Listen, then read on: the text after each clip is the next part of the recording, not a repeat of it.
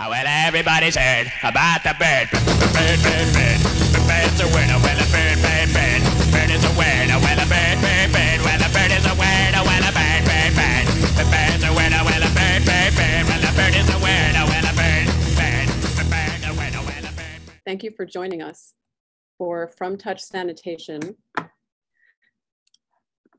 From Touch Sanitation to For Forever, two projects by Mierle Laderman Ukeles respond to a city in crisis, a conversation between Mierle Laderman Ukeles, Queens Museum Director Shelley Tallant, and myself. On screen, we're sharing a snapshot of Ukeles' Maintenance Art Manifesto 1969. Some of you will know that in Ukeles' Manifesto for Maintenance Art, she denounces the tedium of domestic life, which during the pandemic, the burden of domestic labor is largely landed on the shoulders of women. Written in 1969, the manifesto reflects on the underappreciated labor borne by mother and wife and includes these lines, quoting Ukeles, quote, "Maintenance is a drag. It takes all the fucking time. The mind boggles and chafes at the boredom. The culture confers lousy status on maintenance jobs equals minimum wages, housewives equals no pay," end quote. The Queens Museum initiated today's talk in connection with having commissioned Ukeles to create a citywide public artwork titled For Forever, now on view, which honors the labor of essential workers across the city. Commissioned as a collaboration between the Queens Museum, MTA Arts and Design, and Times Square Arts, For Forever is a response to the pandemic and a continuation of Ukeles' longstanding dedication to honoring the labor of New York City public service workers. The work is a gesture of gratitude that directly addresses New York City's public service employees who have sustained the city without pause through the COVID-19 pandemic. A few points of introduction. My name is Sara Reisman. I'm the Executive and Artistic Director of the Shelley Donald Rubin Foundation, based in New York City, where we've supported art and social justice through grant making for the last 25 years, and since 2015 at the 8th floor, where we've been organizing exhibitions and public programs that address themes of social justice and political import. Before we begin, please note that this event has closed captioning as well as ASL interpretation. Our ASL interpreters are Candace Davider, and Maria Cardoza. Can the two of you wave so that the audience can identify you? And our captioner is Rivka Woon-Tyler. To access closed captioning, when the captioner starts writing, the CC button appears for viewers. That might be on the bottom of your Zoom pane. So then viewers can click the subtitles next to the CC button to show captioning, and then choose Show Full Transcript to have the full transcript appear on the side of the screen. For ASL interpretation, for those who would like to see the interpreter on the full screen, choose the interpreter's box and click on the three dots in the corner and then choose Pin Video. In the meantime, please set your sound to mute if you haven't already, until we open the conversation to questions, at which point we'd recommend you use the chat function to submit your query, and then one of us will call on you. Also note, this event will be recorded and will be available on Monday, November 16th. So now I'd like to take a few minutes for land recognition to acknowledge our respective relationships to place. We're gathered virtually in many locations at once. I'm in Manhattan, Sally I think is in Queens, Mierle is in Jerusalem, and many of you elsewhere in places that are mostly, if not all, unceded lands. As this event is co-organized by the Rubin Foundation and the Queens Museum, I'll address the specific sites where offices are located, near Union Square and Flushing Meadows Park, therefore acknowledging the Munsee Lenape, Canarsie, and Madanakak communities, past and present, as well as future generations. The Shelley and Donald Rubin Foundation on the 8th floor acknowledge being founded upon exclusions and erasures of Indigenous peoples, including those whose land is where the foundation is located. This acknowledgement verbalizes a commitment to a process of working to dismantle ongoing legacies of settler colonialism, a commitment that's become all the more poignant in this time of political upheaval and resistance that have resulted in transformative activist engagement across the country. To this land acknowledgement, I'll go a step further, adding a virtual land recognition using language device by Jill Carter, a professor in the Indigenous Studies and the Drama, Theater, and Performance Studies departments at the University of Toronto. Carter writes, Zoom has erected its headquarters in San Jose, California, while Skype has erected one key arm of its operations in Palo Alto, California. This is a traditional territory of the Mukwekma Ohlone tribal nation. Current members of this nation are direct descendants of the many missionized tribal groups from across the region. We who are able to connect with each other via Zoom or Skype are deeply indebted to the Mukwekma Ohlone people, as the lands and waters they continue to steward now support the people, pipelines, and technologies that carry our breaths, images, and words across vast distances to others. Thank you. Now it's my pleasure to introduce Mierle Laderman Ukeles and Sally Tallant. Since 1977, Mierle Laderman Ukeles continues as the official unsalaried artist in residence for the New York City Department of Sanitation. Her works have been acquired into permanent collections, including the Whitney Museum, Guggenheim Museum, the Art Institute of Chicago, Migros Museum Zurich, Wadsworth Atheneum Museum, Smith College Museum, and the Jewish Museum in New York City. In 2019, she received an honorary doctorate from the Art Institute of Chicago, where she delivered the commencement speech. And in 2015, she was keynote speaker at the International Open Engagement Conference, which was held at the Queens Museum. Maybe that was 2014. Ukeles is a Guggenheim Fellow and recipient of many grants and fellowships, including the National Endowment for the Arts, New York State National Endowment for the Arts, New York State Council on the Arts, Joan Mitchell, Andy Warhol, and Anonymous Was a Woman Foundations, among others. She continues to work on Landing, the first permanent percent for art public artwork for Fresh Kills Park, Staten Island, and is represented by Ronald Feldman Fine Arts in New York. She's exhibited internationally at venues including the Kunstsammlung Nordheim Westfalen in Düsseldorf, Wadsworth Atheneum, Hartford, Whitney Museum, MoMA PS1, LA MoCA, Tel Aviv Museum, Sharjah Biennial 8, Etchigo Tsumari Triennial 2007 and 2012, the Contemporary Jewish Museum in San Francisco, Smack Mellon in Brooklyn, Wellcome Trust London, Creative Time New York, Brooklyn Museum, Haus der Kunst Munich, and the 13th Istanbul Biennial, Manifesta 10, St. Petersburg, and Manifesta 11 in Zurich, and a museum-wide career survey exhibition at the Queens Museum in 2016 and 2017. Welcome, Mierle. It's always a pleasure to be in conversation with you. And now I'm going to welcome Sally Tallant, who's President and Executive Director of the Queens Museum, New York. She was previously Director of Liverpool Biennial from 2011 to 2019, and Head of Programs at the Serpentine Gallery, London from 2001 to 2011. Having curated exhibitions in a wide range of contexts, including galleries, museums, public spaces, and non-art contexts, Sally is a regular contributor to conferences nationally and internationally. In 2018, she was awarded an Order of the British Empire for services to the arts in the Queen's Birthday Honors List. Welcome, Sally. So in our conversation today, we'll focus on 3 of Mierle's works. First, we'll look at washing tracks maintenance, and you see an image of that right now. That was a 4-part installation. What we're looking at is the outside, washing tracks maintenance outside, which took place on July 23rd, 1973. It was a suite of 4 ritual cleanings at the Wadsworth Atheneum Museum of Art. We'll also be looking at touch sanitation, which engaged 8,500 New York City sanitation workers between 1979 and 1980, and Mierle's current citywide public artwork, For Forever. In realizing the 1973 artwork, Washing Tracks Maintenance, Mierle scoured the floors of the galleries and outdoor public spaces continuously for 8 hours as she was sidestepped by museum visitors. An early work of institutional critique, Washing Tracks Maintenance, questioned the institution's practice of keeping the labor of the museum's upkeep out of public view. Note that Washing Tracks Maintenance outside is currently on view at the 8th floor in a group exhibition titled To Cast Too Bold a Shadow. The exhibition examines the entrenched forms of misogyny in our culture to understand how feminism, misogyny, and sexism intersect. The show is open by appointment Wednesdays through Fridays and on Saturdays on a drop-in basis through January 23rd. Visit the 8th floor's website to book a visit and to find out more. From my point of view, there's a direct link between Washing Tracks Maintenance and Mierle's landmark artwork, Touch Sanitation, which was a multi-layered, durational, socially engaged performance in which Mierle shadowed the sanitation workers' movements across the city while thanking these essential workers for keeping the city alive.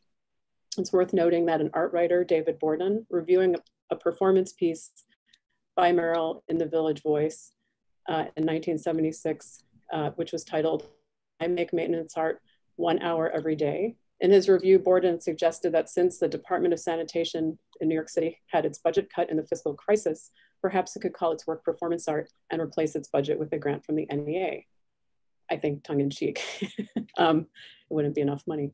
Mierle then sent a copy of Borden's review to the Commissioner of Sanitation, forging a long-term relationship between Mierle and the Sanitation Department that continues to this day.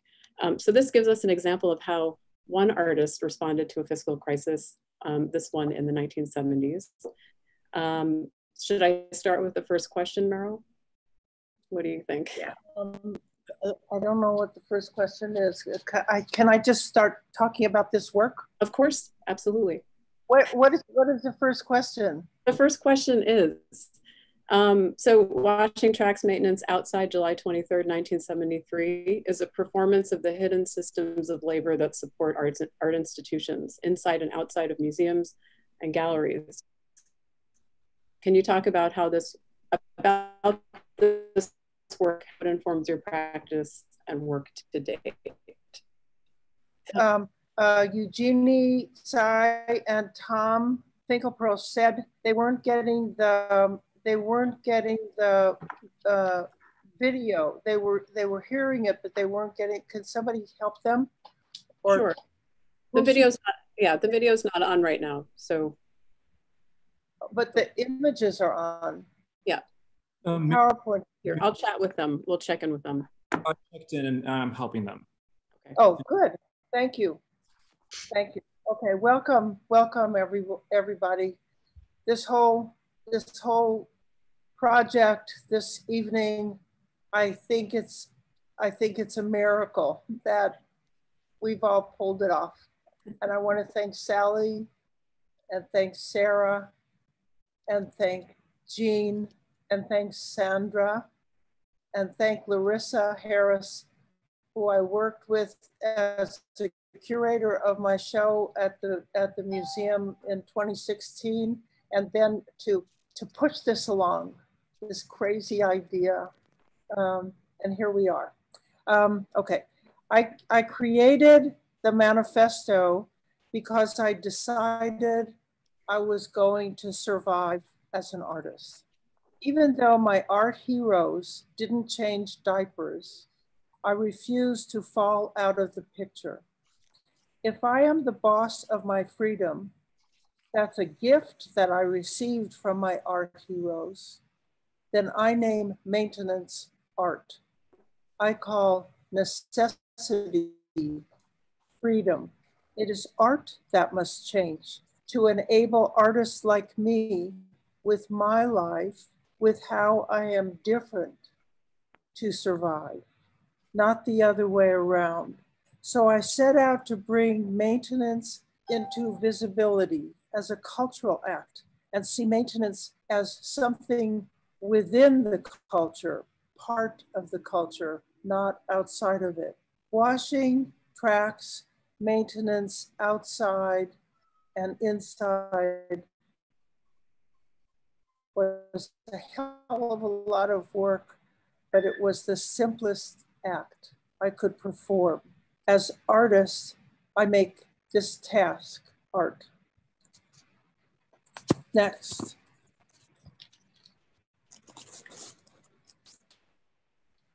The city in the 1970s, this is the beginning of touch sanitation. The city was slipping into bankruptcy.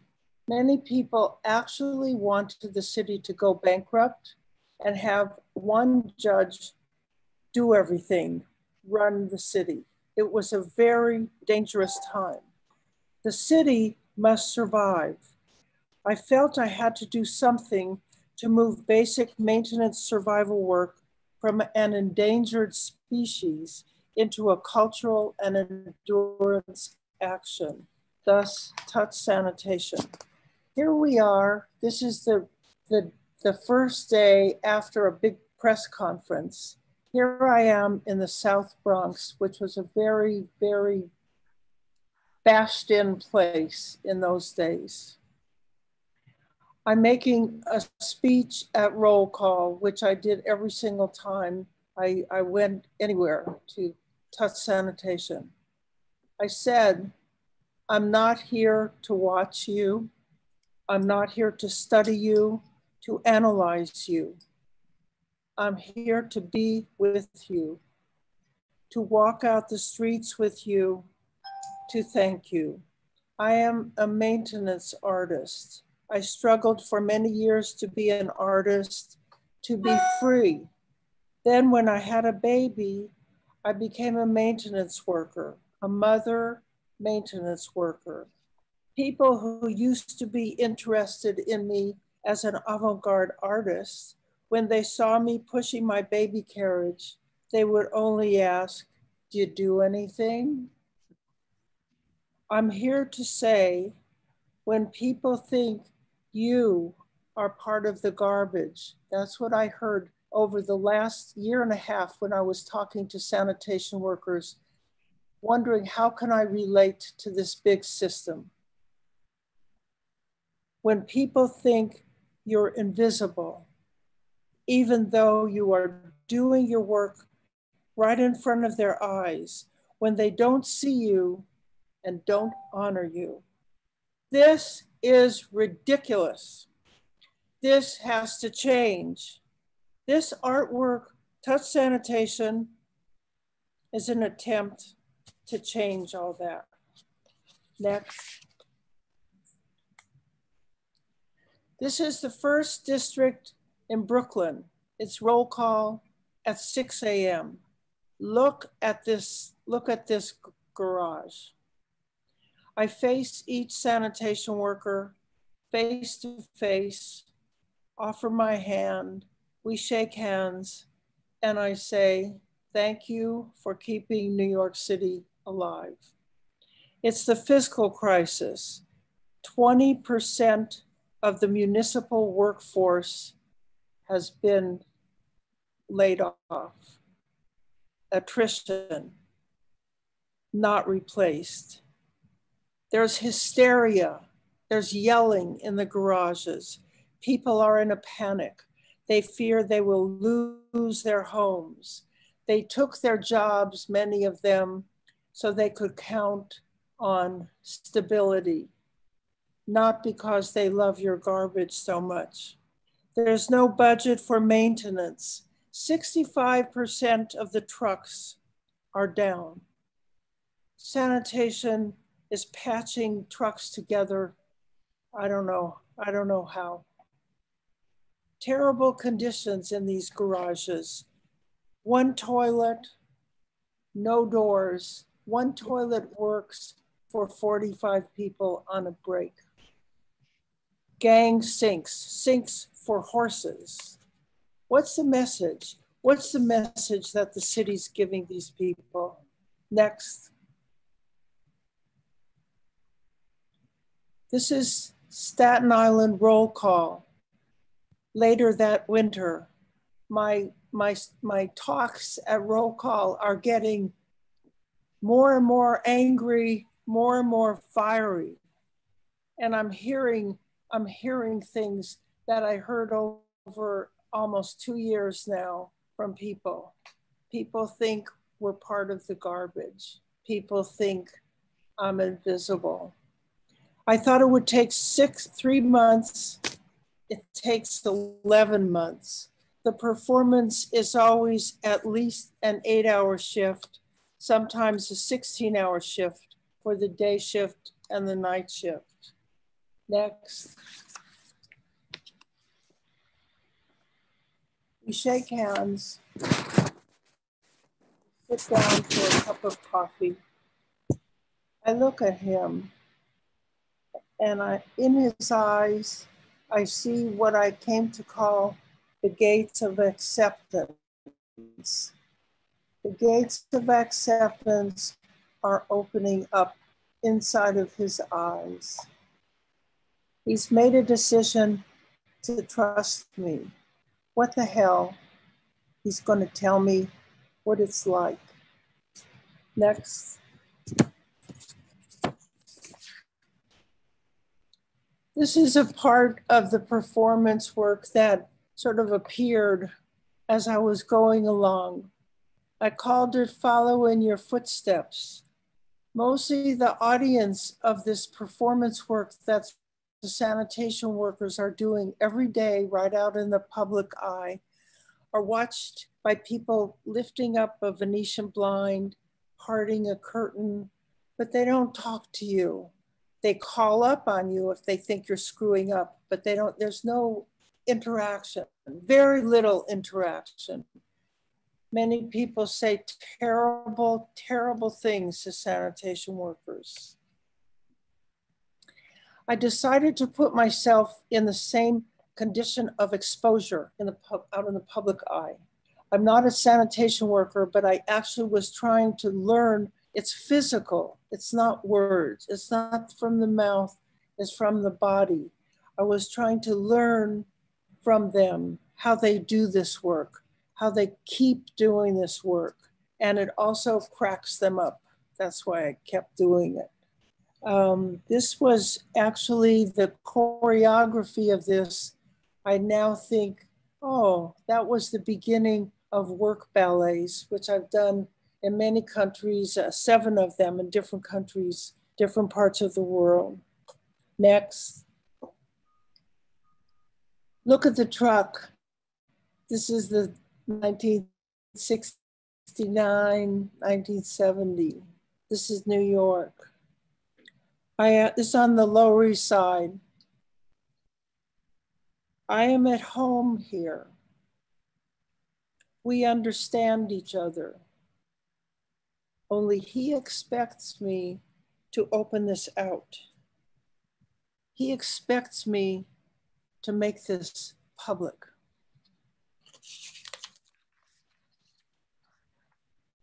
Next. You see what's going on as we're standing in the garbage. He's such a cool guy. I'm so happy. But he's looking at that camera so that you see the triangle, perfect clarity of what's going on. That it's for me, but it's for the artist represents opening out to the public. That's it.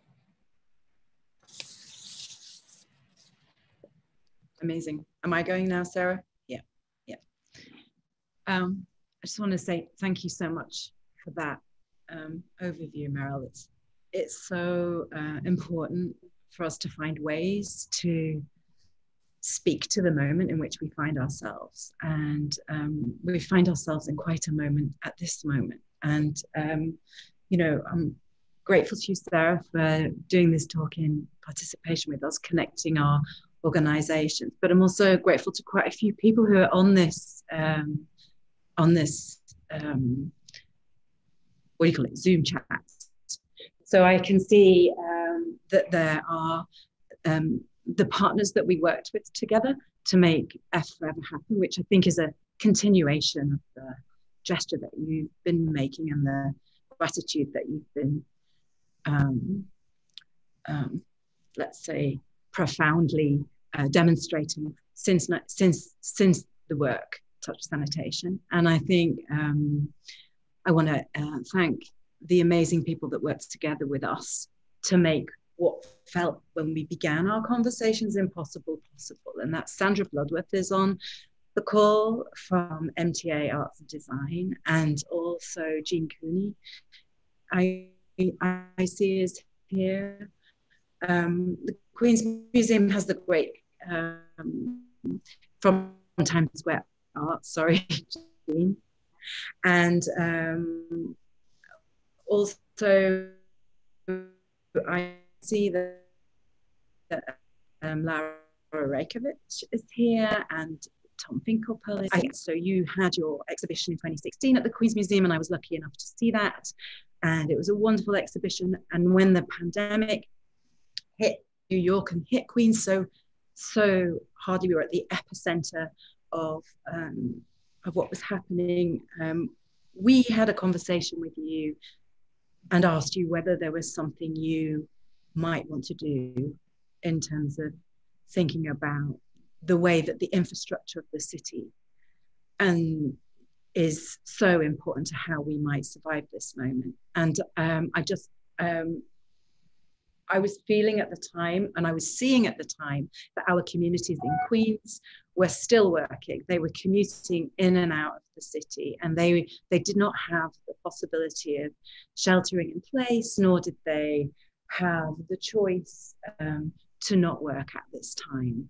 And then Jean Cooney was utilizing the spaces she has in Times Square so fantastically at the time that we thought it would be amazing to connect, because this 7 train runs from Queens in and out to Times Square. And then, of course, Sandra, who's you've known for many years yourself, the MTA operates as a kind of artery and an infrastructure that enables people to move through the city freely. So having spoken to you and reached out to them, I think we managed to pull together something with you that I hope it resonates for those people who are the infrastructure workers of the city. And for everybody here, we're going to show a very short film. It's a what do you call it?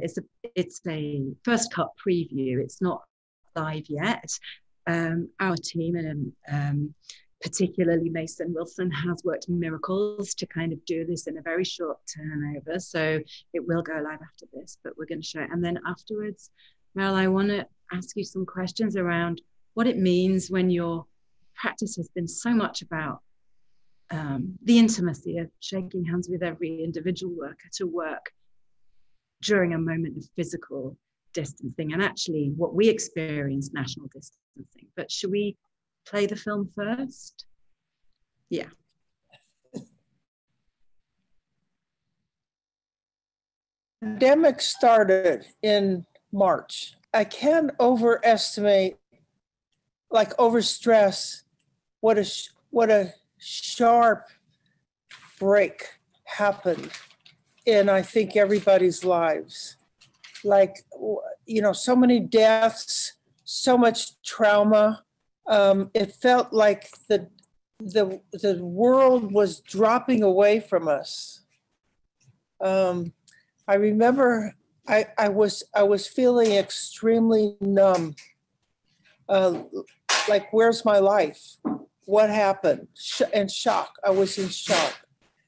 The world that sustains us and that we sustain pulled away from us, dropped away.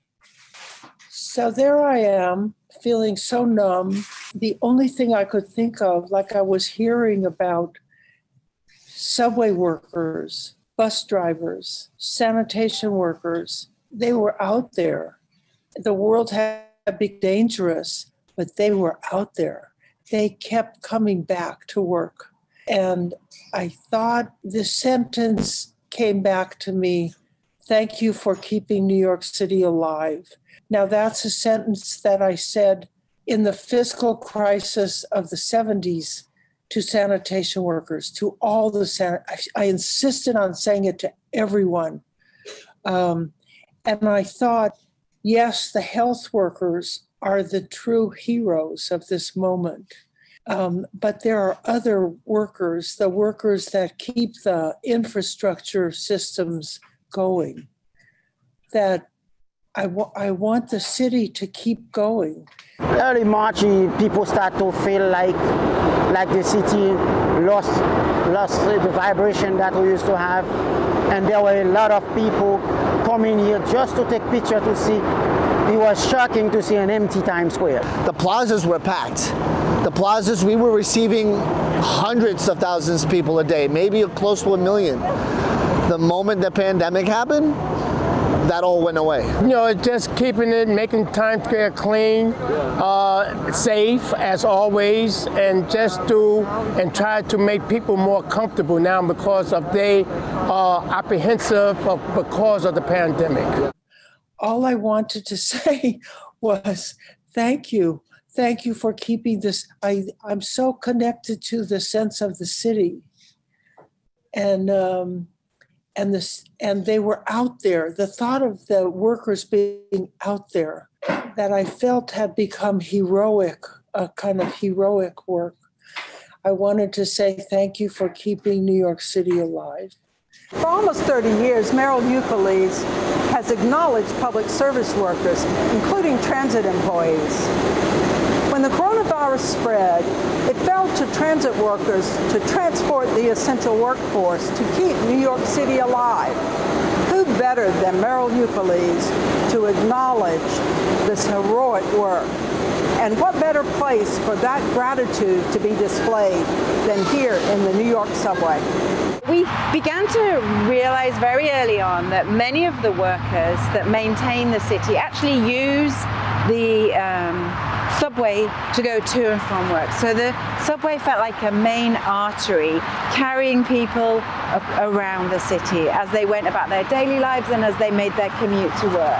So we thought by working together, we could create a platform that could make sure that the message that Mierle has, thank you, and acknowledging the service workers that maintain the infrastructure could reach those people. So the message of thanks and acknowledgement would flow through the actual infrastructure of the city itself.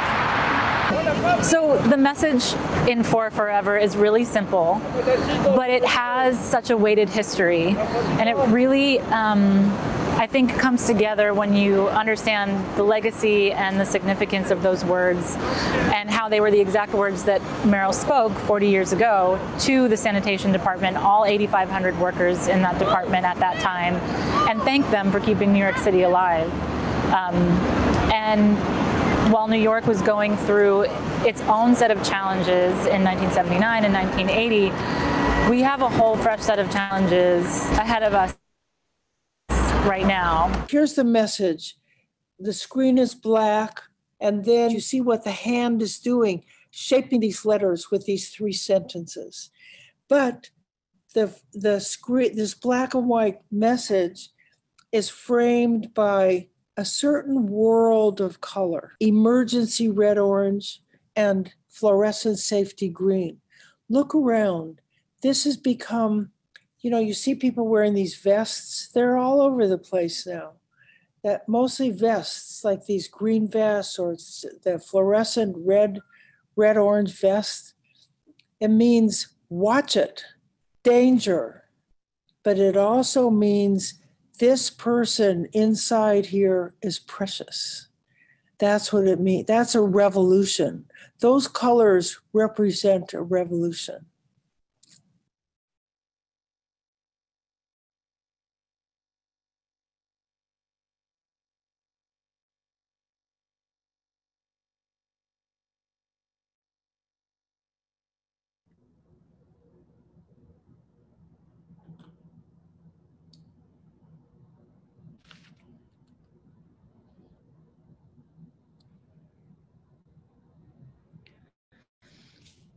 Okay, thank you. So, Mierle, I want to ask you a little bit about the experience of trying to connect at this time, and you know how we came, or how you came to you know, to decide on what forms this project might take and how it unfolded and flowed through our city.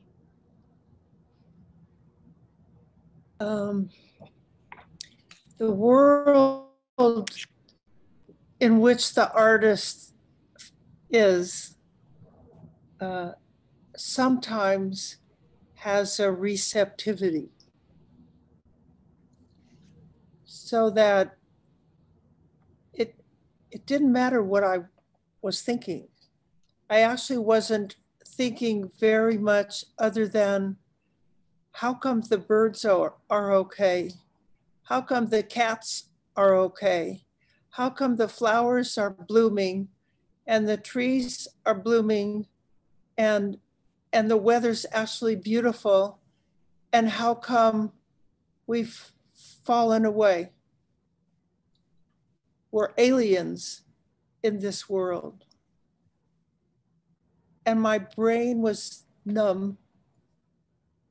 And then I got an email, I think, from Larissa Harris, the curator. She said, you know, because of this situation where people are going out to work and endangering themselves, people are mentioning your work about maintenance. If you ever think of doing something, please think of the Queen's Museum as a platform. And that planted a seed in my blank brain, voided out brain. And floating into the brain came this sentence. That's really all I wanted to say. That's all I had to say. There, a lot of other people have a lot to say. That's what I had to say, because I knew a lot about it from before. And I responded to Larissa, and then we met Sally, and then it just took off like a subway car traveling across New York. And we met Jean. We had talks with Jean, and then we met Sandra. I had a funny sense. We said, let's have a meeting with Sally. Let's have a meeting with Jean. Let's have a meeting with Sandra. So with this brain, which it wasn't functioning, I thought, okay, here I am at my dining room table, full of boxes and file folders by now. But we're going to have a meeting. So I thought we would go to their office. And there they are in their old time office with their, conference room or whatever. And they were in their dining room table or their desk or their one room. And that was a shocker. And it happened. It started and it happened. It's like a miracle. And I think that, what's been amazing actually has been the way that, traveling around New York, the way that we've encountered the work, seeing it on 2,000 screens across the subway. So it doesn't matter where you get on the subway, you encounter it either on one screen or two screens, or the big 6-packs that as Jean told me they're called at Times Square. And it's kind of amazing that this kind of pulsing acknowledgement has been so present. And then when you go to Times Square, which is so changed, and see it there, kind of interrupting the space of media, I think it's been a really thrilling collaboration. And for us to be able to do this on the facade of the museum, and, we've said we're going to leave it there till there's an effective vaccine. So that can be some time, I think. But I wanted to, remember the conversations we had that were so agonizing around around the acknowledgement. Can you talk a little bit about, how you were thinking about, how do you make connection? How do you touch people with this at this time? Because that was something we really struggled with, wasn't it? So such a struggle that it was the biggest gap, that the connection between people wasn't allowed to be physical. That was the most alienating thing, I think. And I, I'm so involved in sort of physical presence, connection, being there, walking there, being together, talking together. What do I do? So first I thought it has to be handwritten. It came from the hand. I couldn't shake hands, but it has to be from the hand. It has to be handwritten. So that was the beginning of the conversation. And then we had this hysterical conversation, Sally. I don't know if you remember that. Sally, a newcomer to the United States. We're so lucky that you're here. And I said, I'm in Jerusalem. Oh yeah, dear one. I said I wanted to say dear one. I felt like these people are endangering, they were dying. Workers were getting sick and dying right then at the beginning, especially in the subways. This was a catastrophe for workers. And there they were every day coming back to work. sanitation workers picking up that garbage every single day, out there, out there, out there. So I wanted to say, dear one. So I tried it out on Sally and she got hysterical. It's because in England, it would be seen as, what did you say? I just said it sounded really posh. It didn't really sound to me, but then I'm not American, so I wasn't sure how it would read. I mean, thankfully we managed to, you tested Dear Service Worker on so many people, didn't you? Went through so many things, service worker, infrastructure worker, but infrastructure is such a big, long word that I could not, even though the front of the Queen's Museum is almost 200 feet long. I couldn't get it. It had to be below this band. I couldn't squish it in there. So, and Sandra had to go through multiple layers of meetings. And I think Jean also with the people that she deals with that actually make these things show up on the giant screens or show up on 2,000 digital screens. Very great sensitivities in these organizations about what do you say? What are you saying? And finally, after multiple meetings by all three partners, Dear Service Worker seemed to be okay. Yeah. Then thank you for keeping New York City alive in the quotes, because it's floated out from 1979 from Touch Sanitation. The third sentence also went through a few migrations. I wanted it to be sort of poetic, that it was sailing off into the sky. This is not going away. Please, we will have a vaccine one day and people will be able to be protected. But the work, this care work, the care work of taking care of the city, as if the city is a living body.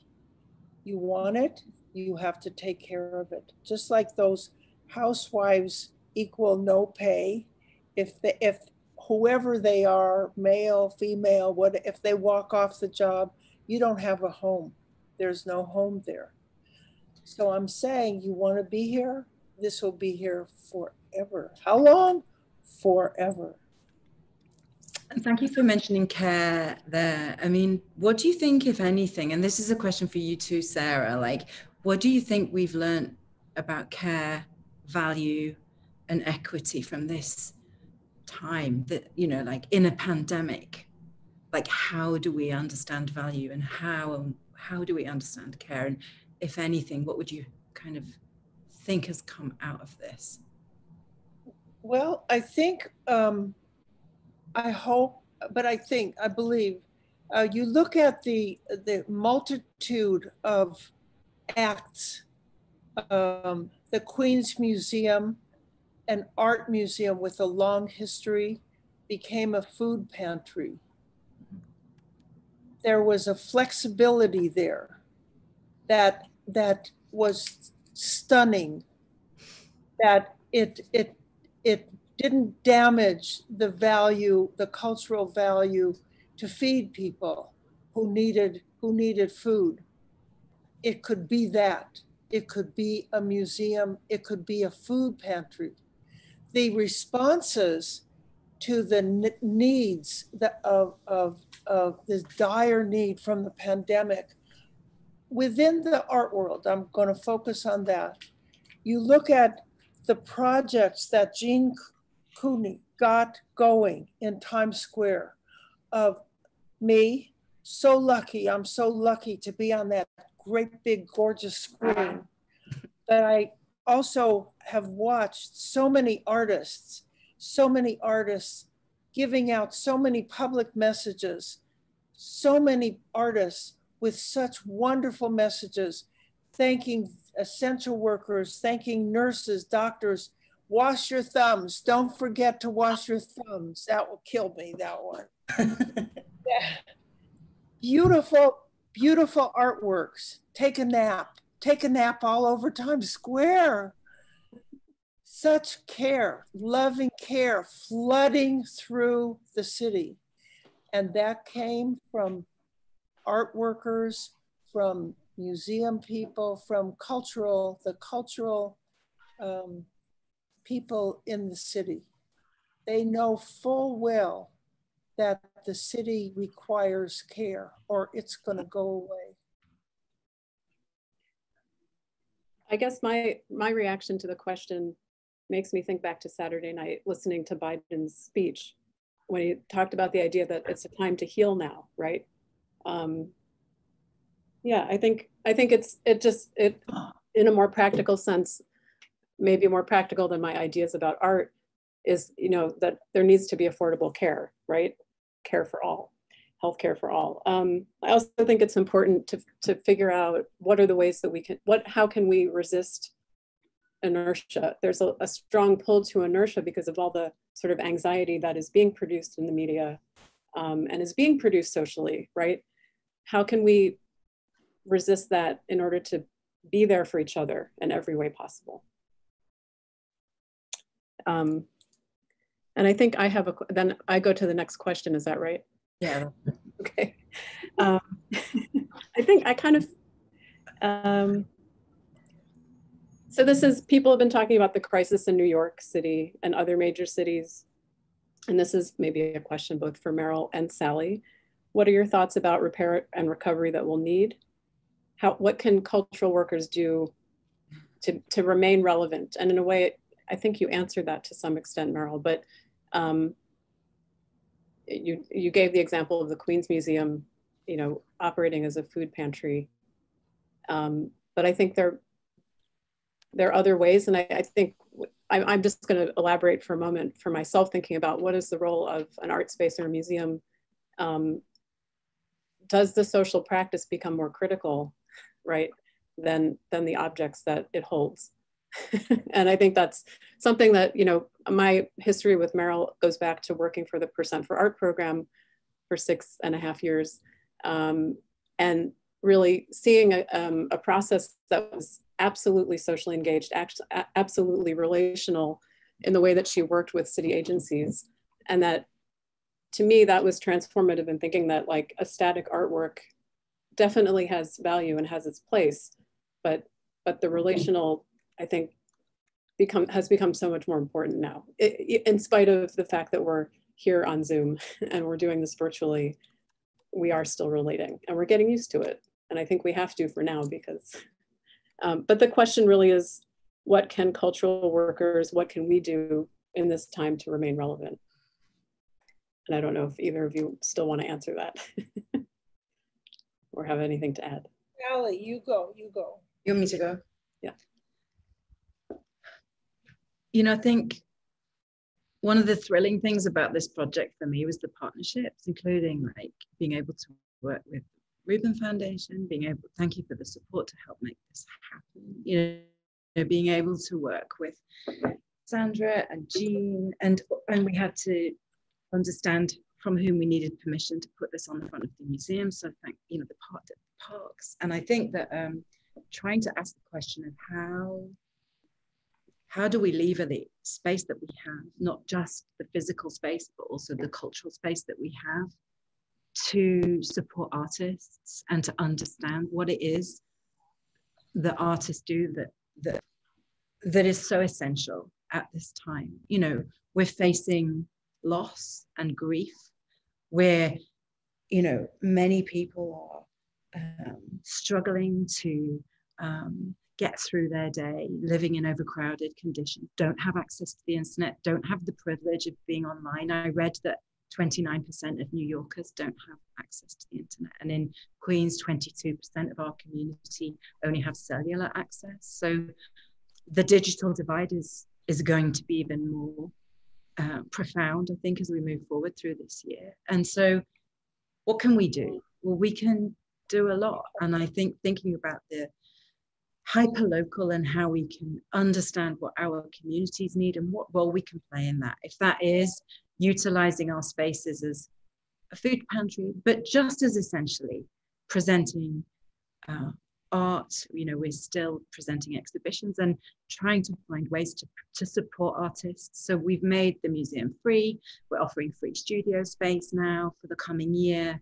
We're offering artists money to produce work. I think thinking about how we can support the infrastructure in the same way that you're talking about, Mel. And of course, we only have what we have, we're quite small, but if we all work in partnership together, we're not small. And then, you know, the physical distancing that has made it possible for us, made it harder for us to have those moments of intimacy. You know, how do we gather in smaller numbers, but how do we overcome national distancing and make sure we don't become isolated at this time?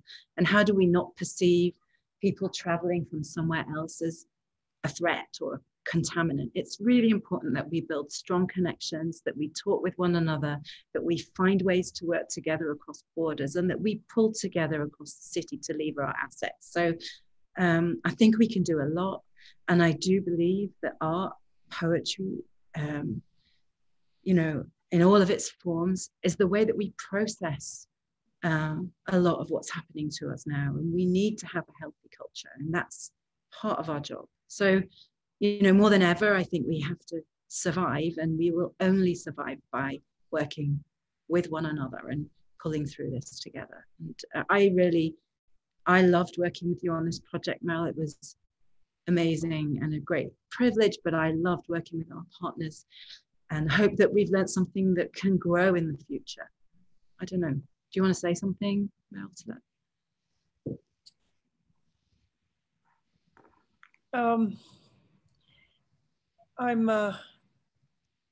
I'm thinking about the condition of the people in the United States, the population, that there is the most serious divide, I think, between almost half and half of the population.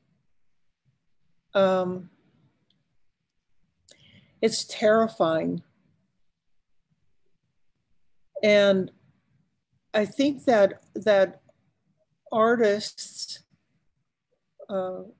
I have a huge, huge task and a huge amount of work that they could do. Not in necessarily thinking that we can get people to open up to each other, but to be honest, try to be kind. Some people, so maybe some people don't have to be, because not everybody has to be anything.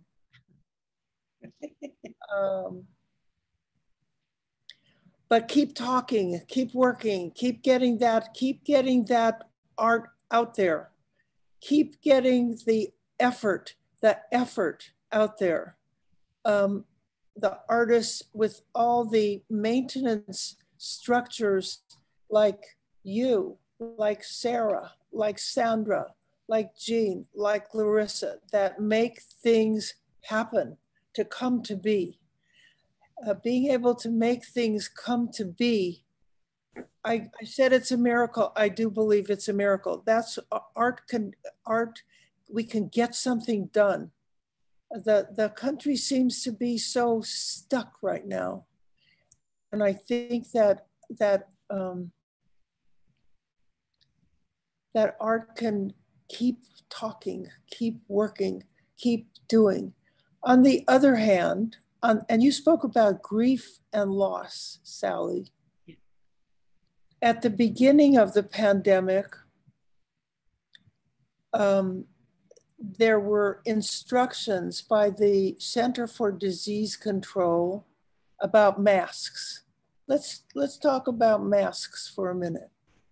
They said that only health workers we should save all the masks that we can possibly have for health workers. They need them, and other people don't need them. And a great tragedy grew out of that, where a lot of service workers, infrastructure workers didn't have masks because they were paying attention to what the CDC instructed. The instructions were faulty. We've lived through several chapters of faulty instructions, and many people died. Many workers got sick and died. Many, way too many. Now they're gone. Those lives are gone. In our lust, our, I don't want to say lust, our longing to keep communicating, to try to cross over this distance, the distancing that you spoke about, Sally, some way to come across to each other, to keep communicating, being with each other, even if we can't be with each other. We have an obligation to not forget the people who were lost because we don't have accuracy yet. They're gone. That's something that's unfinished, great unfinished business in the culture. To never forget them, to not forget that they kept coming to work and then they got sick.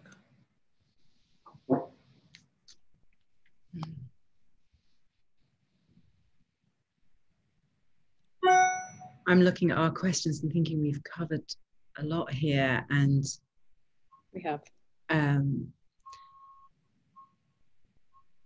Maybe we can do some questions from. Yeah. I mean, one question that came in, which is a little bit more straightforward, came from Bonnie Epstein, asking what the reaction has been from workers. So that's, I don't know who would be tracking that, if it's something that Queens Museum is conscious of, or if Sandra Bloodworth from MTA Arts and Design, or Jean Cooney out in Times Square, if you're seeing that there's a response from the public. I'm curious. Yeah, Jean or Sandra should jump in, I think. Yeah. We just need to unmute them. I'm unmuted. Okay, hi. Yes, we got some response. I think, who was it? Someone from Creative Time took an image. Do you remember that image of the work on the Ludwig? Yeah. That was like the best day ever, to have a worker telling. Who was it who took the picture? Justine Ludwig. Yeah, Justine, right.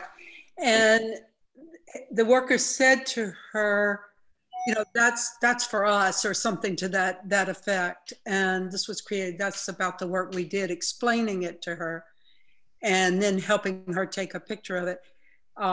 Boy, that said it all. That was it. At the beginning, right at the beginning. Yeah. And then you saw all the workers in. We actually sort of glammed on to a photo shoot that was done of the workers in the subway. Those that wanted to participate, they had to take their own time to come there, and you saw them standing there. And who doesn't want to be thanked for the work they do, and particularly work of this nature and at such a major risk of it, and just was phenomenal. Jean, did you have any feedback in Times Square?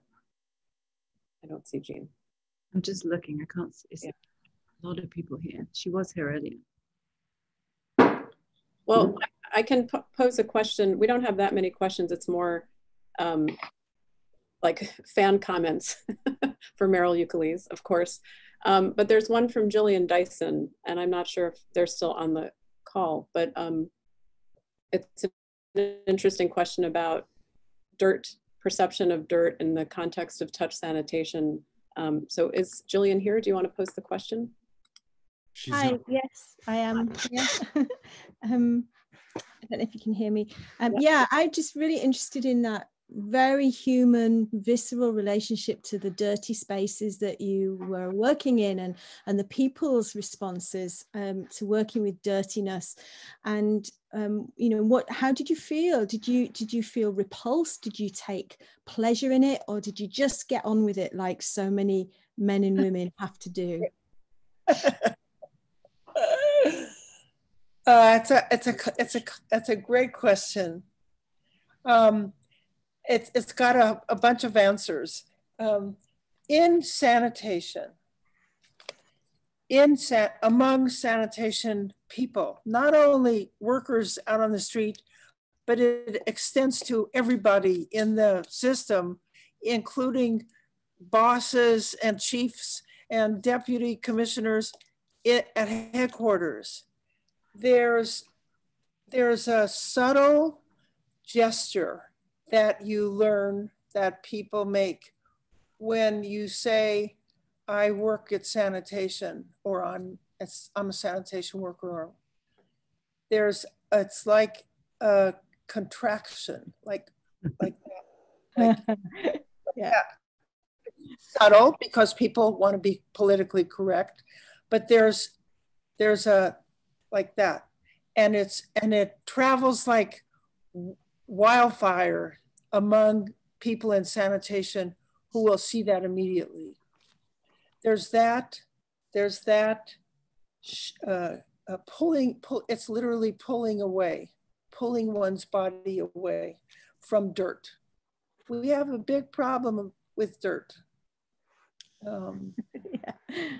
I want to point out that when people would hear what I was doing, they said all sorts of things, and I always said that, you know, they wear gloves. Okay. I didn't shake their gloves. They don't want to touch your garbage either. So they wear gloves. And I made a whole bunch of artworks with lots and lots and lots of gloves, yeah, that also protect, but also make a barrier between the inside, the hand, that hand that's on. So people would take off their glove and shake hands with me.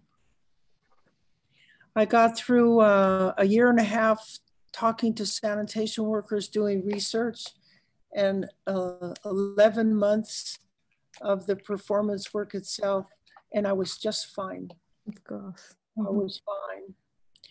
But it's more complicated than that. You know, I'm not a dirt lover. Actually, taking care of a house, there are many times where I try to put blinders on so that I don't see the dirt that's accumulated here or there, because it's calling me. And if I see it, then I'm going to have to not do what I want to do, but I have to take care of that. So there's that part of dirt, like, oh my God. You know, I once interviewed Lucy Lepard when I was first getting interested in maintenance art. I interviewed all sorts of famous people who were well known for the things that they created. And I came, if they agreed to talk to me, I didn't ask them about what they're famous for, you know, their gifts and their great thinking or their great creations and all that. I asked them about their maintenance. How do you keep things going? How do you survive? How do you get your desk cleared from one side to the other? And actually several people asked me to leave. I made them so uncomfortable. They did not want to be talking about it. And Lucy, as we were talking, she looked over my shoulder and she said, oh my God, there's so much dust under my stove. I don't think I've touched it in years. I think it's time for you to go away. So there's a question from Amy Policino. Amy, do you want to unmute and join us? William, can you unmute? Or yeah. Sure. Hi. Thanks for allowing so many people to join in this discussion. It's really fun. I was wondering, what are some of the biggest challenges or barriers to either your work back in the 70s and 80s or contemporary work today? Thank you for asking.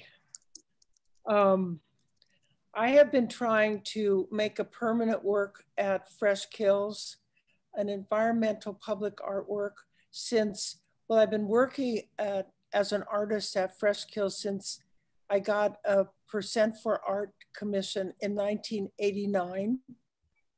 And I did all sorts of proposals, many, many proposals. But the thing that went all the way through the design commission and got unanimous approval was a project called Landing that I worked with Sara a lot for years. It was approved, and guess what? It still hasn't happened. And now, you know, we're in a different world, but I'm not giving up on Landing. It would be a wonderful thing for people to go to this big, big park and go out on the cantilevered overlook that I want to build there and float in this transformed, formerly degraded landscape.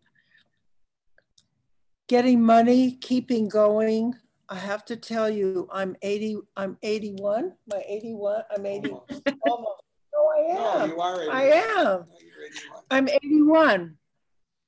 I'm still struggling to make ends meet very much. Can I ask getting money to fund work is very tough. Meryl, can you say a little bit about the Landing as an artwork at Fresh Kills? There's a particular location that you focused on, and I think it's interesting. Earlier in the talk, you mentioned the birds, hearing the birds, and that the cats were fine, and that nature was fine, but we're the aliens. So there's something interesting about the site you chose at Fresh Kills for this overlook. I think it would take us back to nature, right? Or the recovery of nature. Absolutely. It's an intersection between the primordial landscape, the wetlands that have been there forever, as long as the earth has been here, where you would be floating out over these wetlands that are still some of that portion of the original landscape there. And then you would see that, because there's this very clear vision of about 2 miles to the east, you would see the transformation of a 1 mile long section of the former landfill into a safe public place. You know, the pandemic has taught us to talk a lot about safety, but I've been talking about safety because of all the environmental restrictions, good restrictions, very fine, excellent environmental constraints to make this place safe so people can go there. I think that the site that I selected is actually not so big, because Fresh Kills is almost 3 Central Parks big. Everything is big there. This is not so big. This is more human scale, but it's very beautiful. You come out over a tidal wetland, tidal inlet. You see the moon pick up the water and drop it down twice a day. Unbelievable natural thing. And then in the distance, you watch human intelligence, engineering, safety, precautions, great environmental constraints and regulations surmount all the difficulties to make a degraded place a safe place. Actually, that's a model for bringing our alien Earth cities back, to make them, as the man in Mason's video said, to make it safe. We can use our intelligence to make it safe. So anyhow, and then the overlook is surrounded by 2 earthworks, give you different ways to approach this environment. I just hope it happens. I think it will. We have, so there are about 3 questions. I'm going to point to Elaine Angelopoulos, Elaine A. If we can unmute her to pose a question to you, Meryl. Elaine, are you here? Elaine's the best. She's the best. Is Elaine here? Yeah, I'm here. Can you hear me? Yes, we can hear you. Okay. So, Meryl, what is the project that your dream project that you have yet to do? I know that Fresh Landing, you know, you've been dealing with that, but the dream project, the big one, the bigger one, what's the dream project? Well, the big one, and it should happen. It's so obvious. It's so obvious that it should happen. I made a proposal in 2000 for 1 million people to participate in a public artwork at Fresh Kills. That's the dream one. Fresh Kills is made by millions of people living in the city or passing through or working in the city.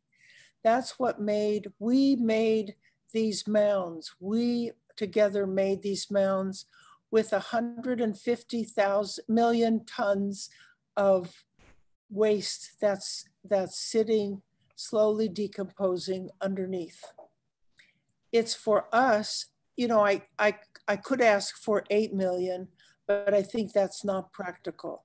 But 1 million is practical. We could, look, we have 2,000 screens out there in all the subways saying, speaking this artwork, right? We have the whole facade of the Queen's Museum speaking this artwork, a huge screen. It's happening. You can do this stuff. You can do this stuff. Invite 1 million people to offer something of personal value that would be encapsulated in a recycled glass block, so that sitting on top of the abject refusals, 150 million tons of refusals, buy it, you know, desire it, buy it, throw it away. That's the artwork, right? There they are, they're right there. I want to make a series of 50 miles of paths lining. There are 50 miles of paths that will be at Fresh Kills eventually.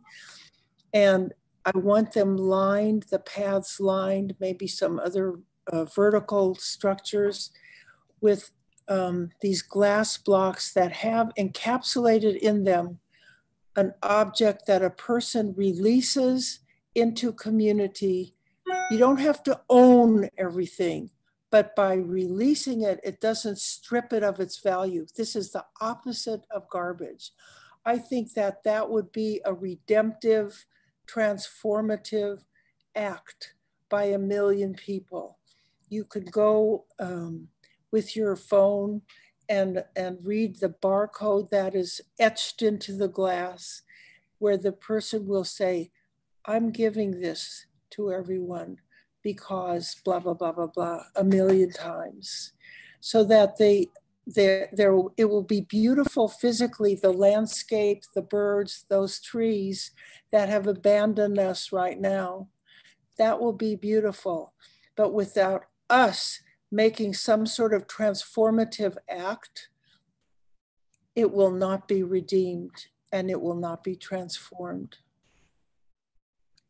So there's a question from Yael and Amitai. Yael, do you want to ask on behalf of Amitai? Are you there? I'm here. No, you can read it. Okay.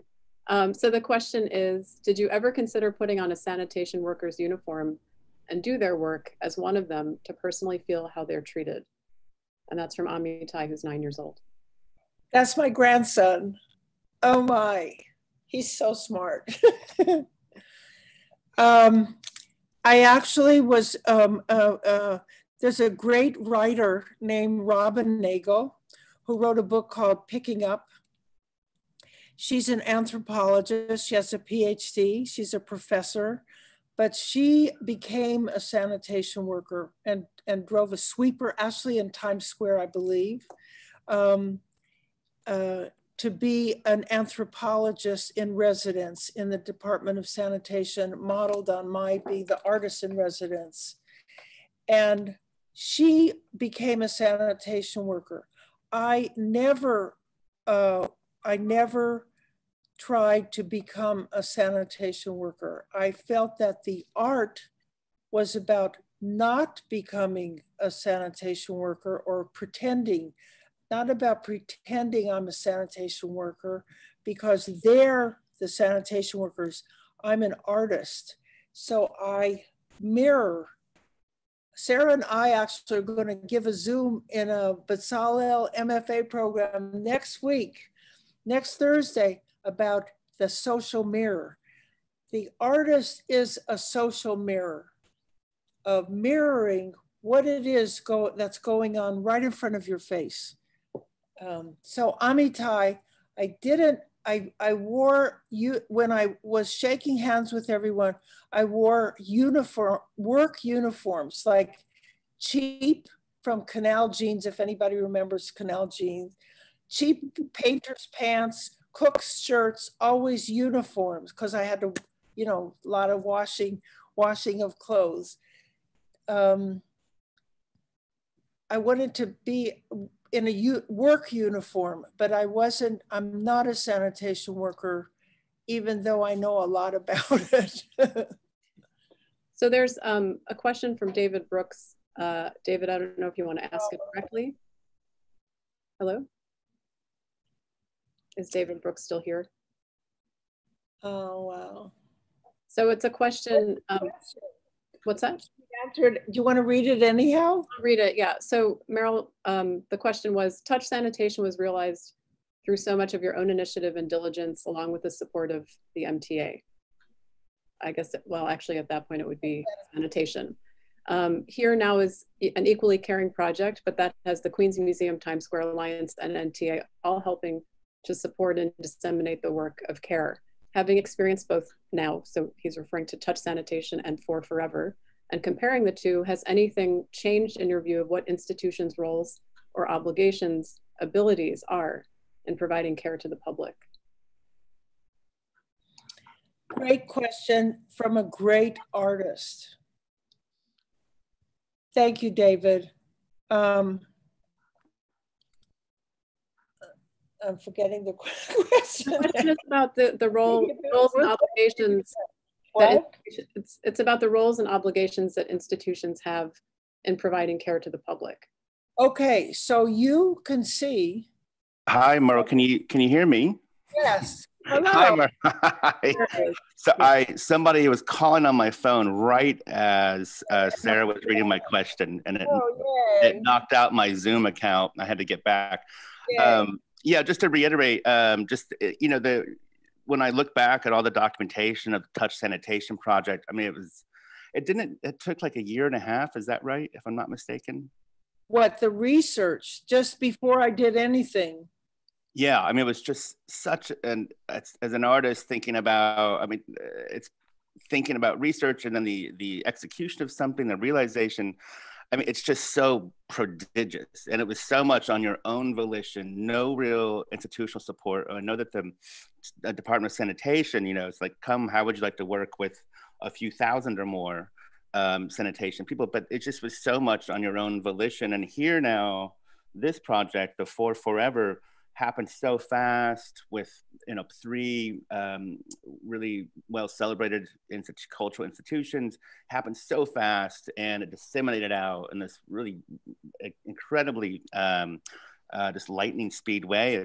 There's something in there about like it's an absolute difference of like how care gets its way out into the world. And I think care through infrastructure, as I see in your work, just that difference in there, and like, has that sparked any ideas, enlightened any ideas for you, like what institutions can really do? I mean, I know that Queens Museum is really, of course, well known for doing these great projects that goes well beyond museum walls and well beyond just an exhibition time frame. But is there just anything else that, I mean, it must have been an inspiring thing for you, exhilarating to have this project and this sense of care to get out there like in a matter of days, or I'm sure it was more like weeks, but still it was the difference in time, the difference in scale, and the difference in institutional support were really different. So that was, I know that's a long-winded question, I'm sorry.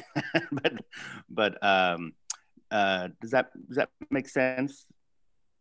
Yes, actually this started, it took since March to launch this.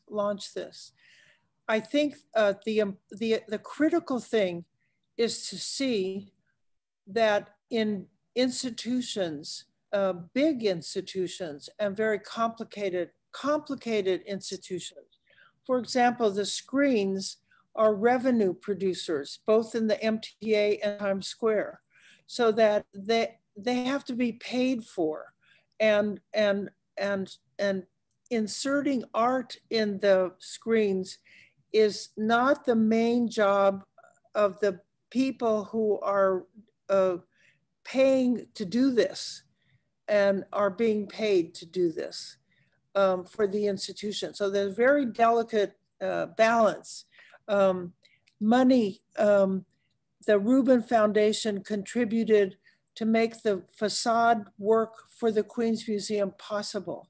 These things just don't happen all by themselves. The Rubin Foundation were great supporters of my exhibition as well. The MTA, I said to Sandra once, thinking about 8,500 sanitation workers, I said, Sandra, how many workers are there in the MTA? She said 75,000.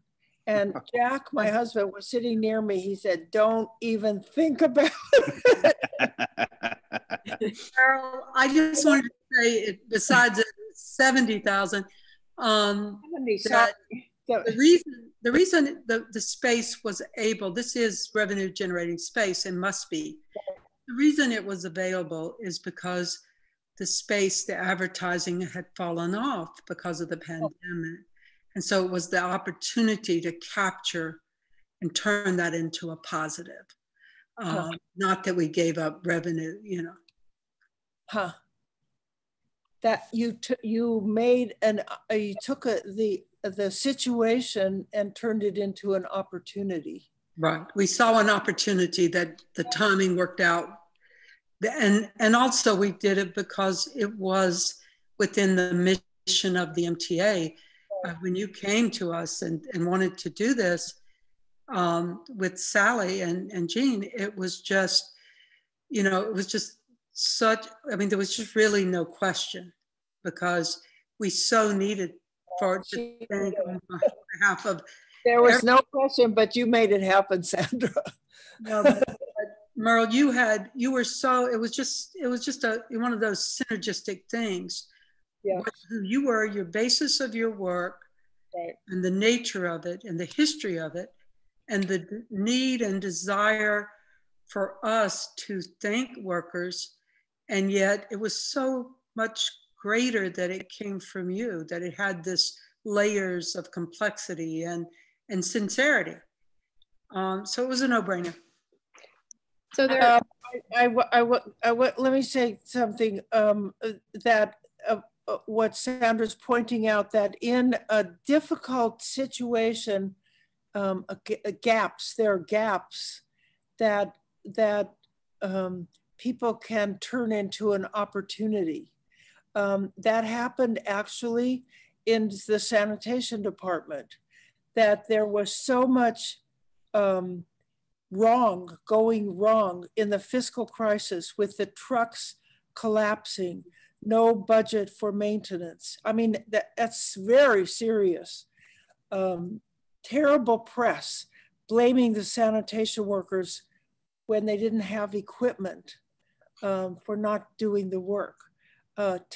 Terrible thing, that there was a gap because of the crisis.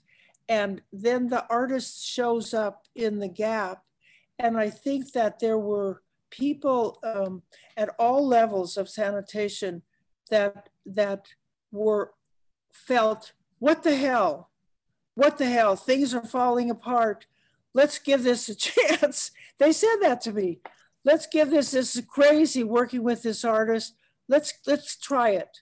There's a sort of desperation ethos right now that I think artists should really take chances. There are gaps all over the place because yeah. Meryl, it was also, you know, just for everyone to be sure they know, it was the generosity of Outfront. They were very generous. And very generous. You know, it ended up also being the MTA, some of its customers' information spaces, but Outfront, the bulk of those screens were advertising. Right. Very generous. Add that in Times Square, it was similar. That it was, you know, you're working in a very for-profit space on this giant digital billboard, Meryl, but I've asked them for a lot of favors over the last 6 months and they haven't said yes to all of them. So, you know, it's not just like a free-for-all out there.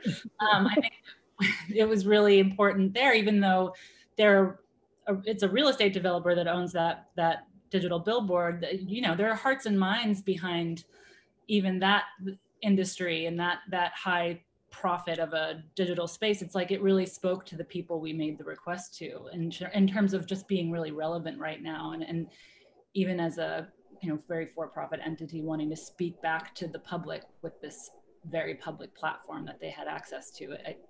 Your message resonated is all I'm saying, across all sorts of industries. And I appreciate your point about taking advantage of the crisis moment that we're in terms of presenting organizations and artists. You know, like I think about the 70s when that time period of crisis, out of that, or you know, you had Creative Time, you know, and Public Art Fund, and you know, and artists banding together to create their own artwork out of opportunity that they saw in that moment. So. They grabbed it. Yeah. Many artists were out on the streets. They grabbed it. They grabbed a lot of opportunities. Yes, that's true. So we've hit 2:30. There's still more questions and I'm sorry not to be able to address them all. But I want to thank the Queens Museum and Meryl and Jean and Sandra and all the people involved in making this happen. I don't know why, I'm not necessarily the person who should close this. Maybe it should go to you, Sally. I don't think there's much to say except that talking with you, Meryl, makes me feel hopeful. Yeah. And we need to find hope together at this time. So thank you for that. Thank you for your work. Thank you for your care. Thank you, Sarah, for your collaboration. Thank you, William, Lindsay, Mason, the team who've made this run so smoothly. Thank you to all of you for spending this time with us. And remember that we all need to continue to take care of each other as we face a future that is uncertain. So I think that's what I have to say. Yeah. Thank you. Thank you, everybody. Beautiful moment. Thank you.